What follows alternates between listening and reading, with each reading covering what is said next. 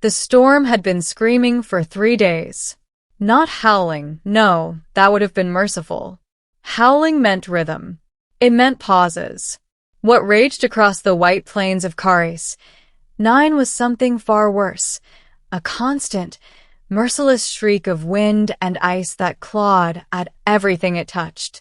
Beneath that storm, buried under meters of compacted snow and crystalline frost, a group of survivors clung to life. They were not human. Their species, the virile, had evolved on a world of twilight forests and luminous skies. Their bodies were slender, their skin a faint blue-gray that shimmered in low light, and their eyes large and luminous, adapted to see in the dim glow of their homeworld's twin moons. They were not built for cold. And now they were dying. Inside the collapsed survey pod, Commander Aria struggled to keep her breathing steady. Each inhale burned her lungs. Each exhale fogged the small space, freezing into thin crystals that clung to the walls. "Status," she whispered, her voice brittle.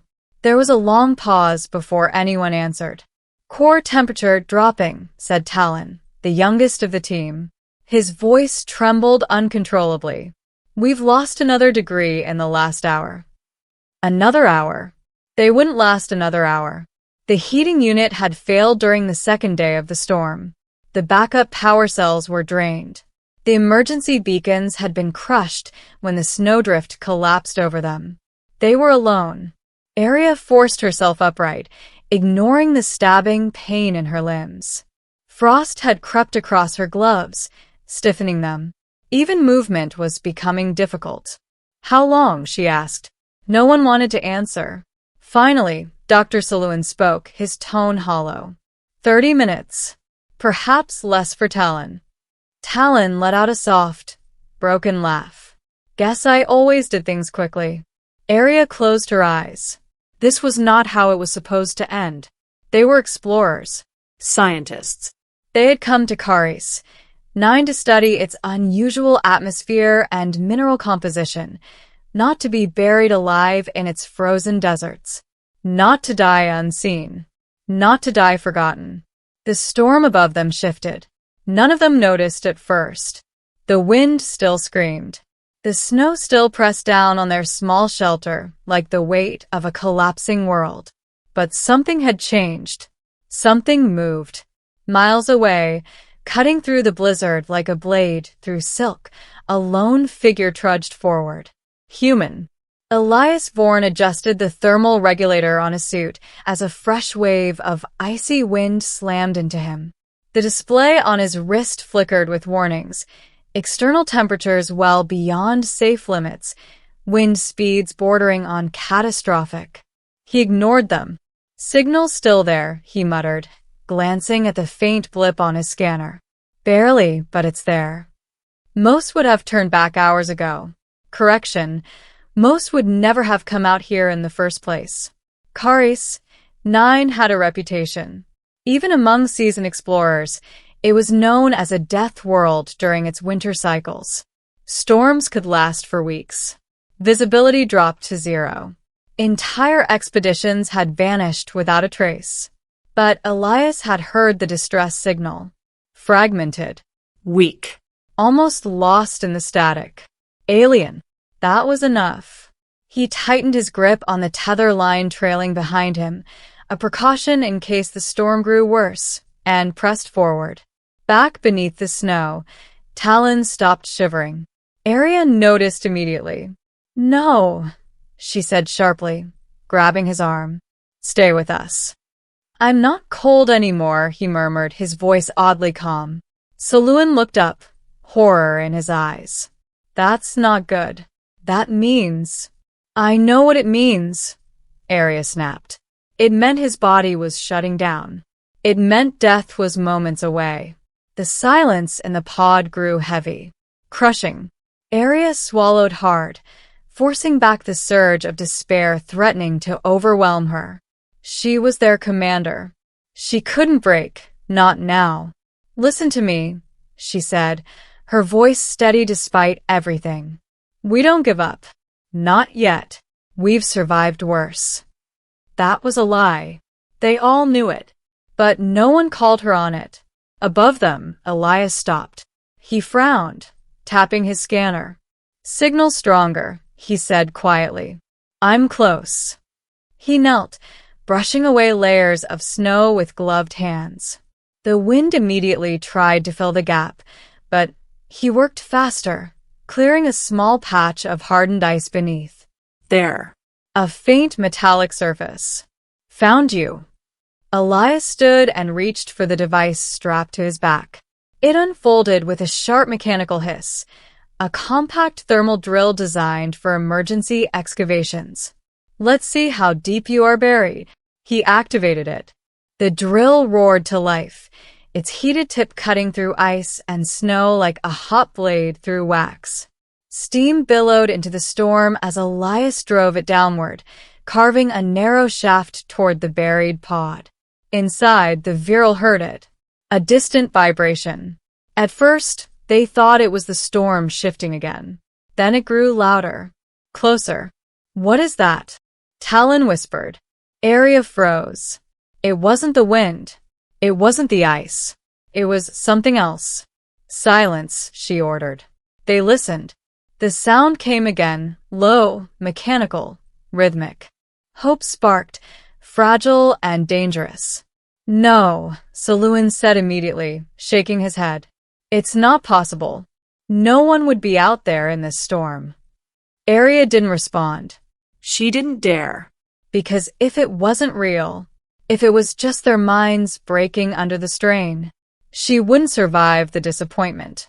The drill broke through. With a sudden crack, the ceiling of the pod split open, sending a cascade of snow and ice down into the cramped interior. The Virile cried out, shielding their faces. And then, light. Blinding, artificial light poured through the opening, cutting through the dim, frozen gloom like a beacon. A silhouette appeared above them. Broad, solid, unfamiliar. For a moment, no one moved. No one breathed. Then the figure spoke.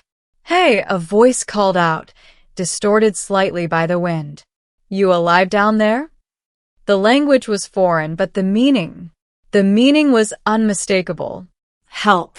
Aria staggered to her feet, staring up at the opening.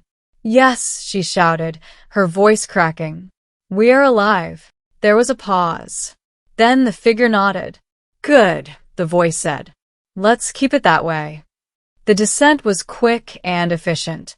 Elias secured a tether and dropped down into the pod, landing with a heavy thud that sent vibrations through the frozen floor. Up close, the Virile stared at him in stunned silence. He was massive compared to them. His suit was thick, layered with insulation and reinforced plating. Frost clung to its surface, but the internal heating systems kept him warm, protected. Alive.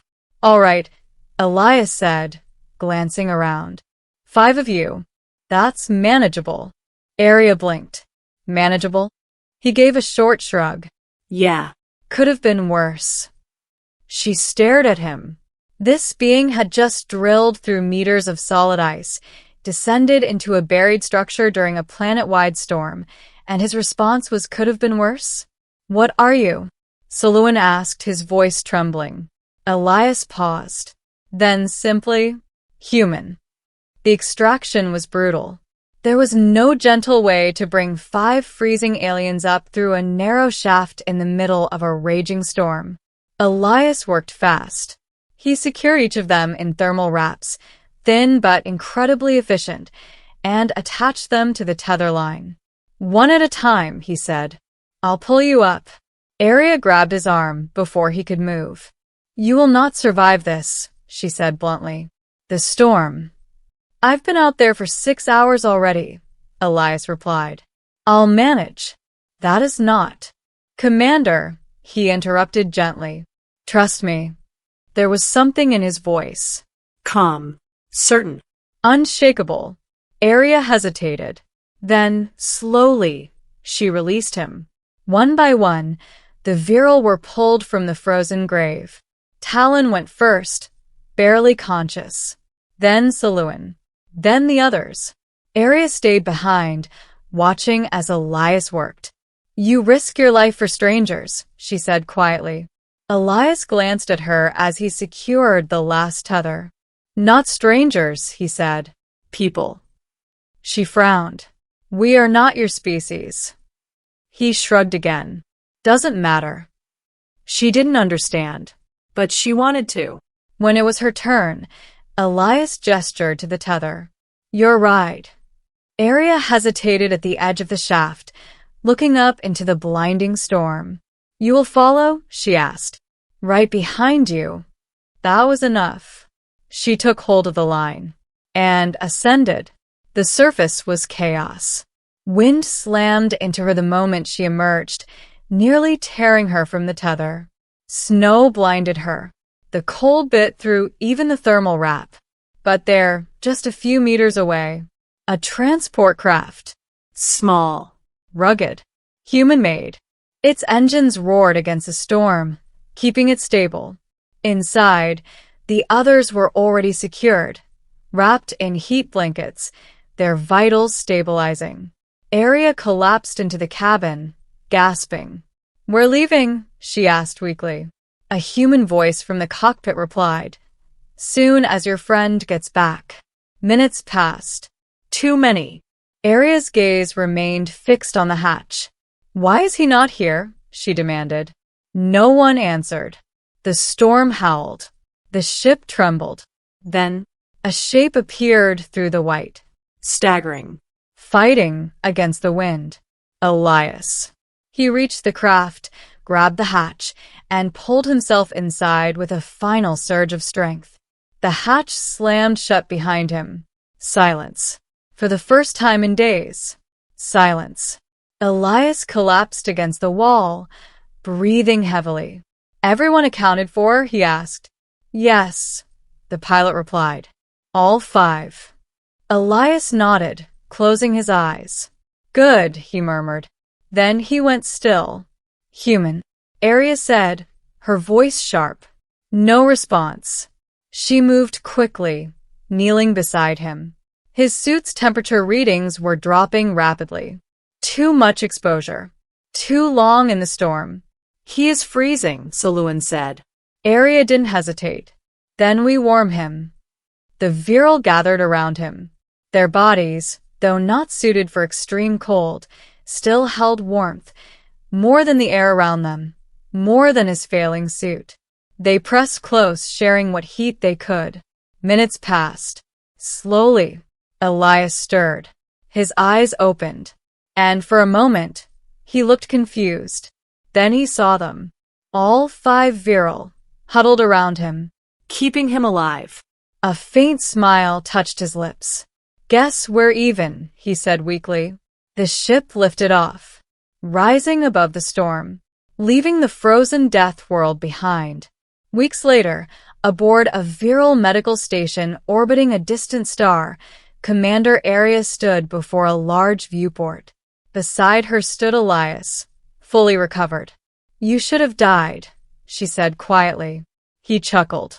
"Yeah, I get that a lot." She turned to him. "Why?" she asked. "Why risk everything for us?" Elias looked out at the stars, then back at her. "Because that's what humans do," he said simply. Arya studied him, this strange, reckless, impossible being. Then she nodded. "Then perhaps," she said, "it is time the galaxy learned what humans are capable of." Elias smiled. "Yeah," he said. "Maybe it is."